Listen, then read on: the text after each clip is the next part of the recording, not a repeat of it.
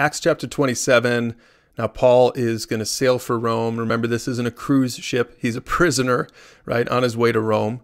It says, when the time came, we set sail for Italy. So they're leaving from Caesarea, which is north of Jerusalem. So if you pull out a map and take a look at this, we're talking about the Mediterranean Sea.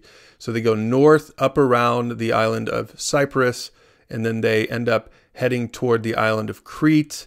And again, you can read this for yourself. And if you're interested, like I said, you should pull out a map and take a look. But in essence, they start, when they're nearing Crete, they start having all kinds of storms, and they're afraid that it's not wise to go on. So Paul speaks up. Now remember, he's a prisoner.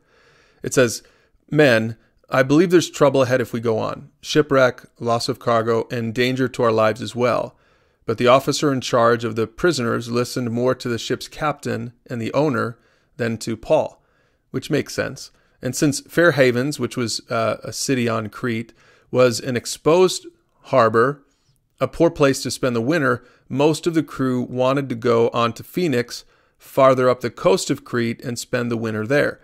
Phoenix was a good harbor with only a southwest and northwest exposure, right? And so as we read on, they're trying to stick close to Crete, but a wind, a typhoon comes up and pulls them out to sea. And so they get pulled out to sea. Now, again, I'll let you read this for yourself. It's a great read. Gale force winds, all kinds of things, starvation. But look at what Paul says in verse 22. He said, take courage. None of you will lose your lives, even though the ship will go down. For last night, an angel of the God to whom I belong and whom I serve stood beside me, and he said, don't be afraid, Paul, for you will surely stand trial before Caesar. What's more, God in his goodness has granted safety to everyone sailing with you. And so Paul says, so take courage, for I believe God. It will be just as he said. So, again, I'll let you read this for yourself. Sure enough, there's a shipwreck. They end up on the island of Malta. So they went all the way from Crete. They end up, which is south of Greece, and they end up shipwrecked along the island of Malta, which is south of Italy. And that's where in verse 42 it says the soldiers wanted to kill the prisoners to make sure that they didn't swim ashore and escape when they shipwrecked.